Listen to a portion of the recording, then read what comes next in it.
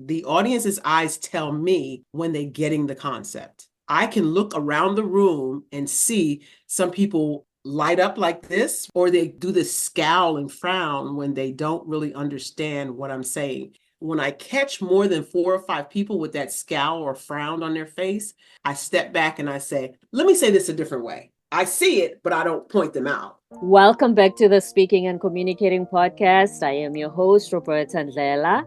If you are looking to improve your communication skills both professionally and personally, this is the podcast you should be tuning into.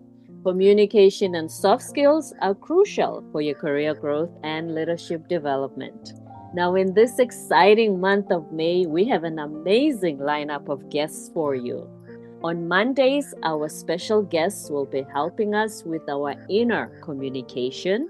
On Wednesdays, we have public speaking experts helping us with becoming better public speakers. And on Fridays, our guests will be showing us how to reach global audiences. So stay tuned, share these episodes with those who will benefit from them, and log on to Apple and Spotify and leave us a rating and a review. Now let's get communicating. Now let's get communicating with the ultimate communications coach. Barbara Holmes-Smith is an international celebrity speaker, coach, and trainer. She's here to talk to us about everything communication, how to conquer fear of speaking, all of that. And before I go any further, please help me welcome her to the show. Barbara, good to see you. Great to see you. You are so beautiful, and I was so happy to meet you. Thank you, Dito, as well. I'm glad that you're here and we are finally having this conversation, and I know our listeners are going to have a blast listening to us. But before we get into it, please introduce yourself. Yes. You know how when you want to introduce yourself, people ask you, what do you do? And even if you're killing it in your business or in your life, you're not quite sure you leave them with exactly what you do. Well, that's all about how you communicate, relay and relate information to your listener. And that's what I do. I help you excavate the superhero inside of you so that you can tell people what you do, what you have, what you bring to the table, and why anyone would care. With my 20 years of experience speaking around the world, I help people communicate better what they have, what they do, and what they bring to any situation so that they walk in confidently, they save time, they save money by knowing exactly what to say when asked the question, what do you do? Very important, because a lot of people are still deers in headlights when it comes to that question. So 20 years of doing this, what got you started? And did you straight from college go into speaking, or was that a winding road? One wonderful question that you asked. It is amazing that my road was not paved in a straight line. Many people grow up knowing exactly who they are and what they want to be when they grow up. I'm still trying to figure it out. But in any event, how I got started was I've been an instructor, teacher since I was 8. Now you ask, how is that possible? Well, being the eldest of 5 children, I innately took on the role of teacher. But at the same time, I discovered that I loved showing my younger siblings how to get things done and what order to do them. I did not really understand that that was my gift until way later in life. And it was when I was an engineer, I have a background in computer science. I called myself a geek with a personality back then. Love it. But when I was in the role of engineer, part of my responsibility was to help the novice folk, the people who didn't understand computers as well as I did, to understand these complex terms. And so I found myself teaching without being a teacher in that space. I was an engineer, not a teacher, but I quickly became the liaison between the people who could speak in computer ease and the people who spoke English. And Right. so One day, one of the participants, one of the peers asked me, "Did you ever think of teaching in the collegiate level?" And I thought you have to have a PhD to do that. He says, "No, you have your master's, right?" I said, "Yes." He says, "My daughter is the talent scout, the talent acquisition person for Averett University. I'm going to tell her to hire you." And I thought, he's going to tell his daughter to hire me. That's going to work real well. I got a call the next day from his Wow. daughter. And she said, "My dad tells me I should hire you. And so I need you to send your resume." I thought, who does this? Fast forward, I started teaching at Averett University for 6 months. And then his daughter passed away. Oh Wow. my gosh. So now I'm thinking that was an angel sent to guide me along my journey to teaching. So then I taught there, loved it, loved those students getting those aha moments, deer in headlights turning into, oh, I got it. And then I went on to a different university and a different university and a different university. And I thought to myself, I'm speaking all the time. I love it. Why not try my hand at being a public speaker? Mm. Because I love the stage. I thought when I was a young person in college that I would be a theater star, a movie star. I was always supposed to be on stage. But God has a sense of humor. He gave me the stage, but not with all the lights and all that kind of stuff. Right. Right. So that's how I got started. And now I have been speaking in Kenya 3 times in the past 4 years. And I've been speaking in Liberia, Nigeria, probably about 6 or 7 African countries now. Motherland, I yes. speak in all over the United States. And so, yeah. Mm-hmm.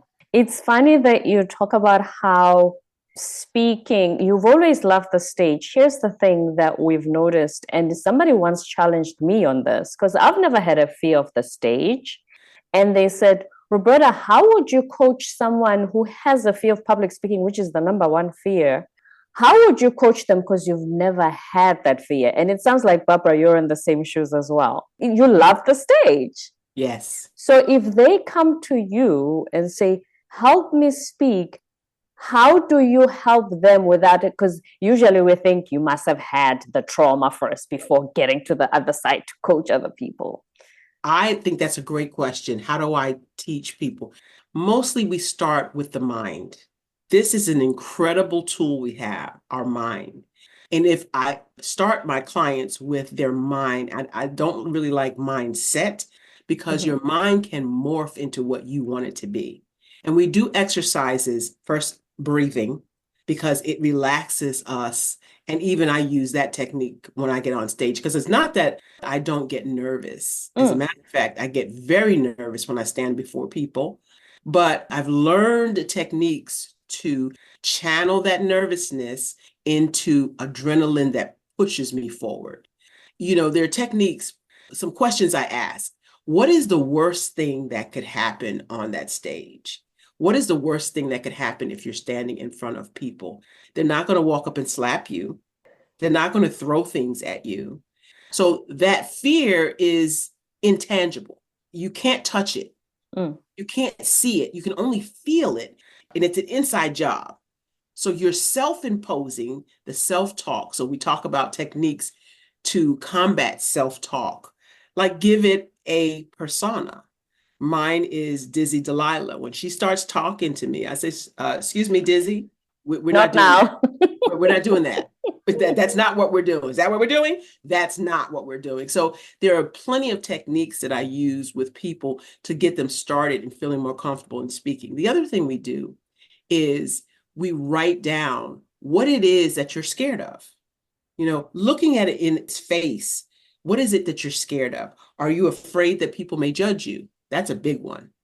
Are you afraid that you might forget? That's another big one, what you're supposed to say. But one of the techniques for not forgetting what you're going to say is to write out a story that you resonate with, a story that happened in your life, something that you know without thinking about it. Mm. And then how we construct that story in the beginning, in the middle, and in the end also gives people more relaxation strategies. Because when you know the story, you don't have to think about what the story is. And since it's your story, we have what we call a story formula. STORY. The letters STORY all stand for something. S, you set the stage. T, you take them on a ride. O, you overcome an obstacle. R, you rehearse, rehearse, rehearse. And Y, it doesn't matter how you tell the story. Even if you leave things out, the Y is it's your story. So tell it any way you want. So there are lots of techniques and strategies that I've learned over the years that I help my clients with when they have stage fright. I love that last part. Even if you leave things behind, because that's one of the biggest fears. So you mentioned being judged, but the other fear is, what if I forget something? Usually I say, you know your speech and your story, so nobody's going to know. Nobody knows. Nobody knows. And you can always come back to it. They don't know how it's structured if you remember it later. Correct. Now, here's something I've noticed before we even go further, and this is for me personally.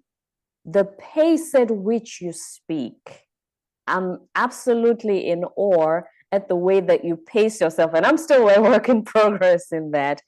Were you always the wavelength at which you just go with and flow with your words? Or is this something that you worked on over the years?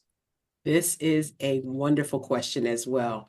Just like any craft that you have to take the time to study your craft.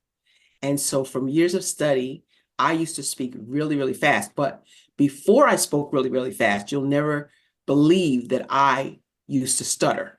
I had a tremendous trauma in my life, and I stuttered at the age of 12, right? And so when people hear me now, they don't believe it. Well, I still do, but you'll never catch me because I learned through speaking classes and speech therapy how to control my stutter. And the stuttering comes from my brain going faster than my mouth.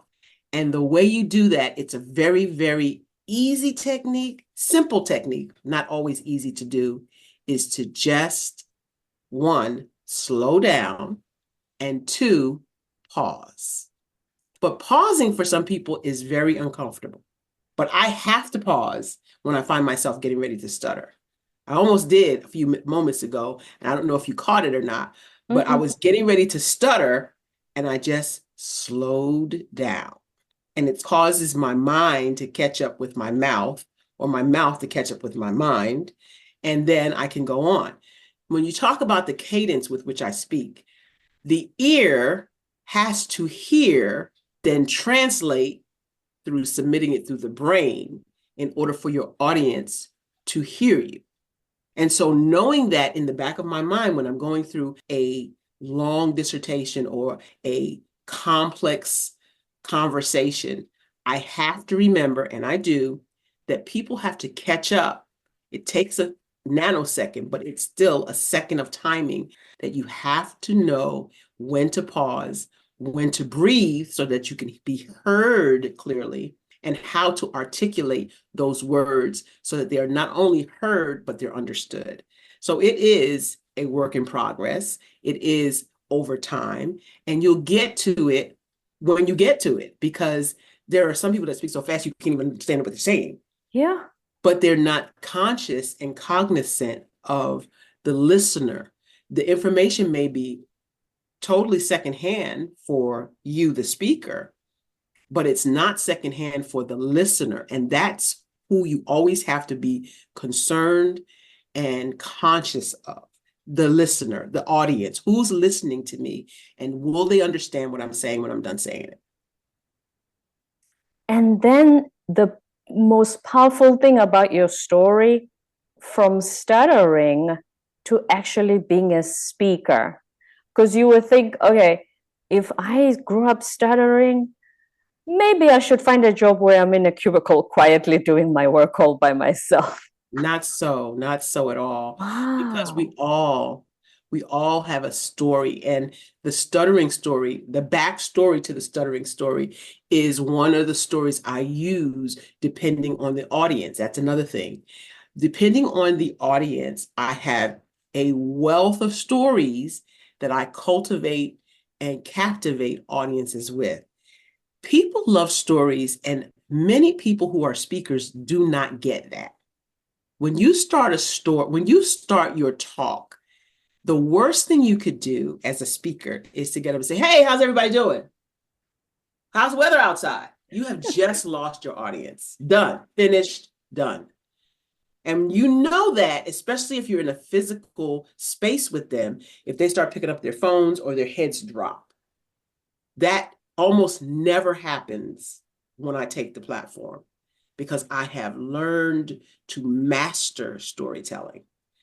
Everybody loves stories because it takes us back to a time when we heard stories from our parents, from our siblings, from our teachers. It takes us back to a time where we can relate to once upon a time. Even if it's not structured as once upon a time, our brain thinks about it in that way.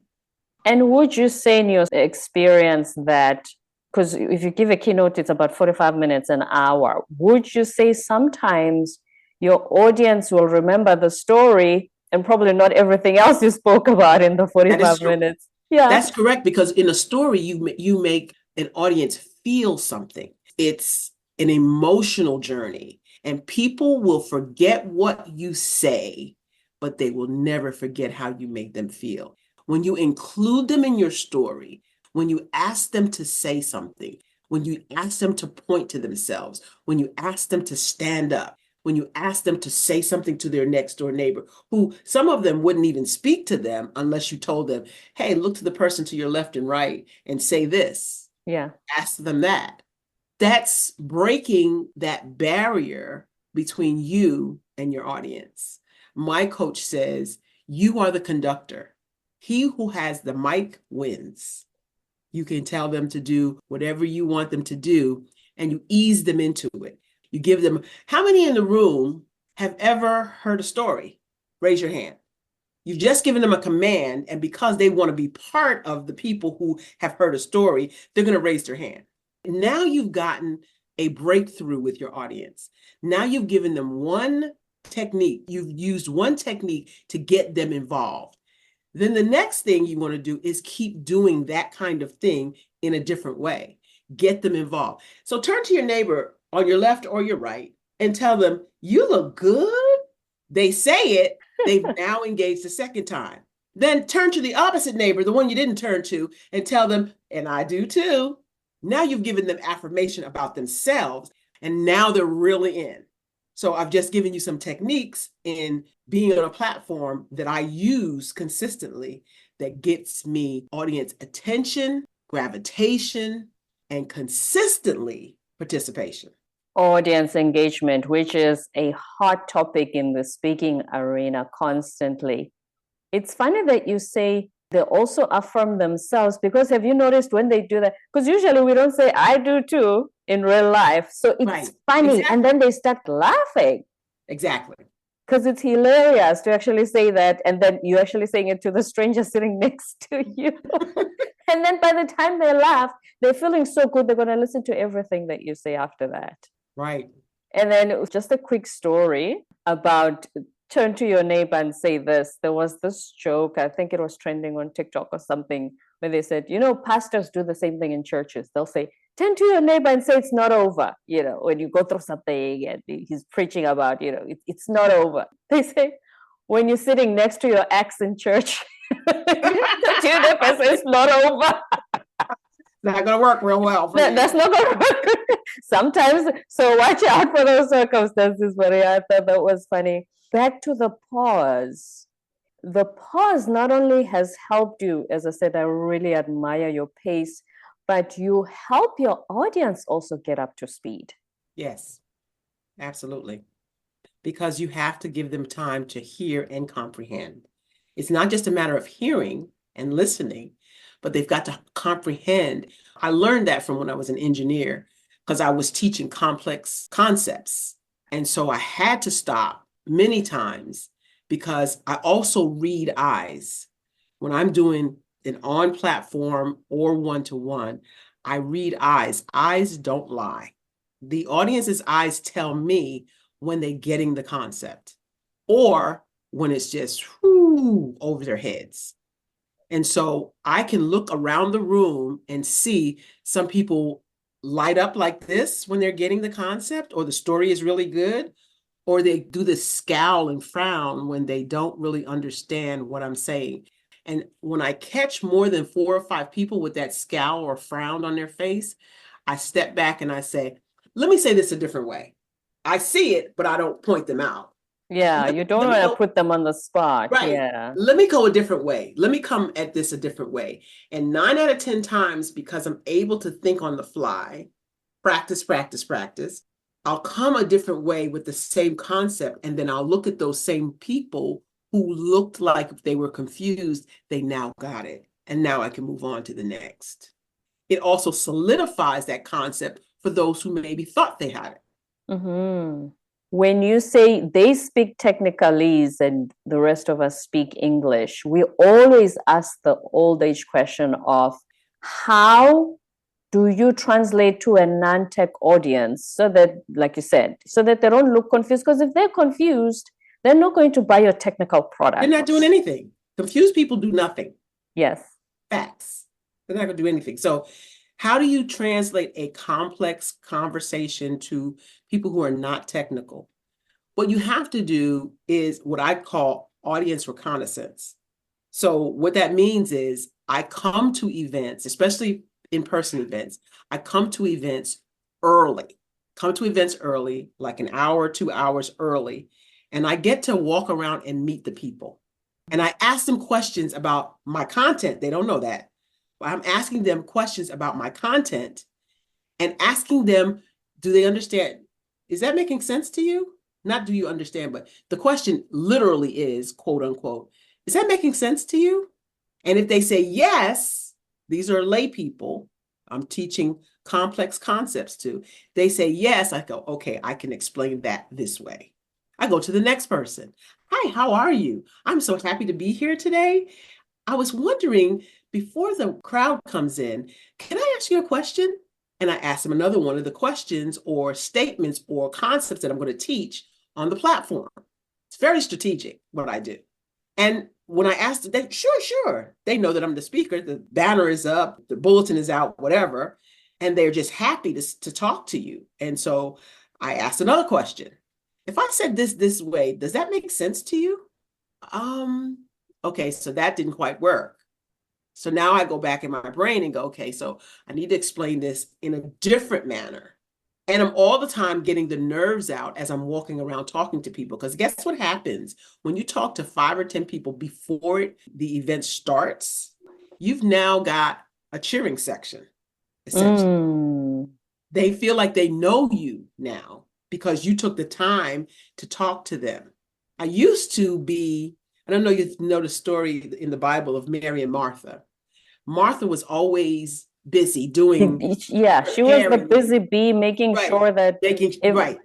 Kind of judged the other one who wasn't so diligent.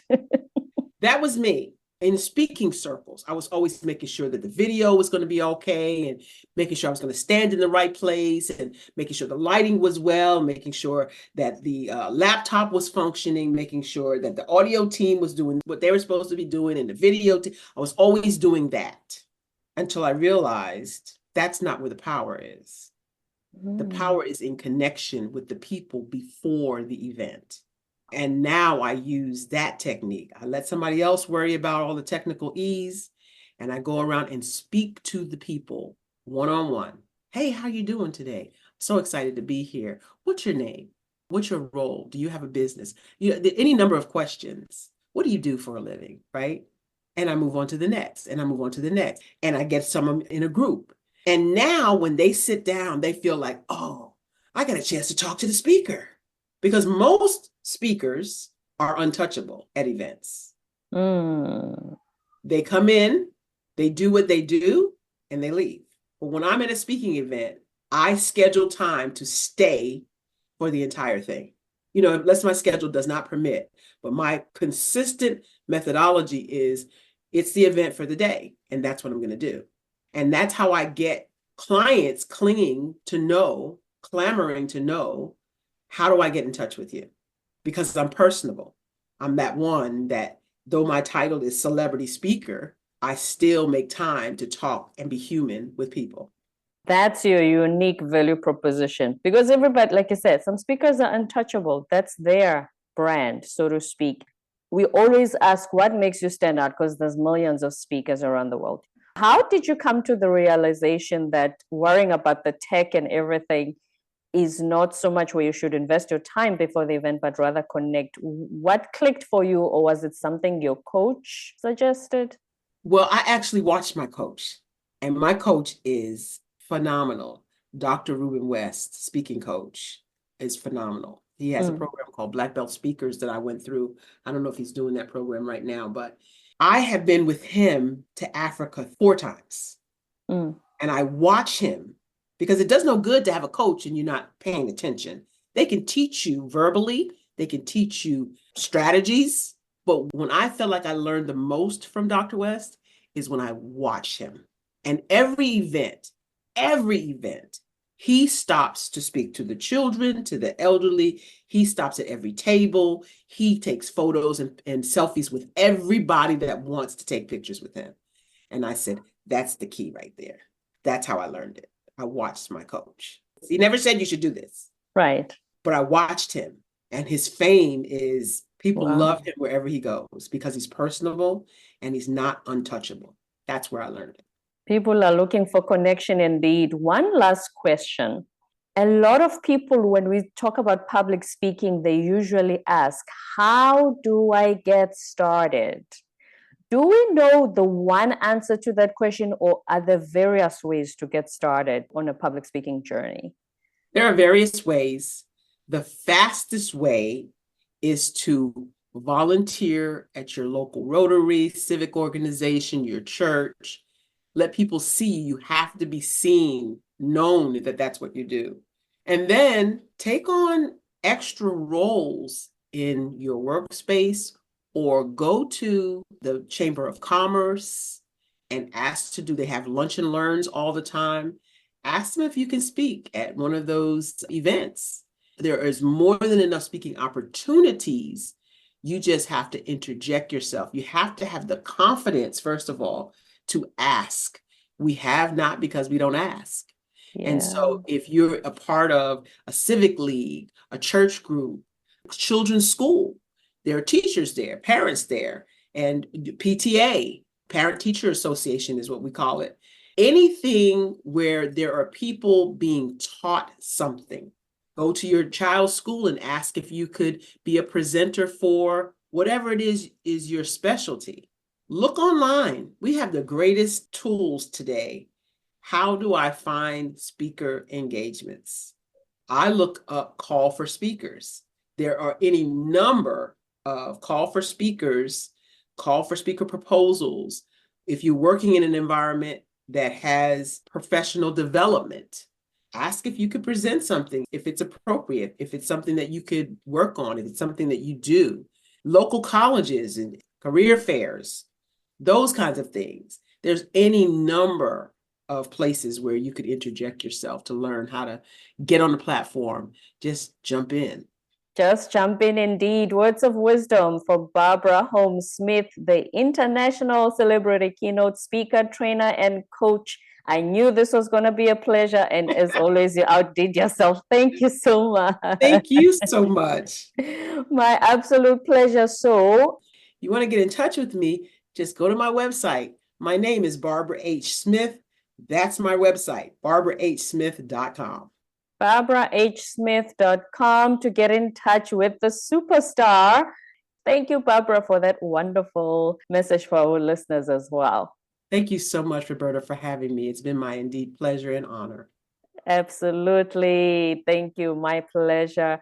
Thank you for joining us on the Speaking on Communicating podcast once again. Please log on to Apple and Spotify. Leave us a rating and a review and what you'd like for us to discuss on the show that will be of benefit to you. We encourage you to continue to get communicating and let us know how communication skills continue to improve your life professionally and personally. And stay tuned for more episodes to come.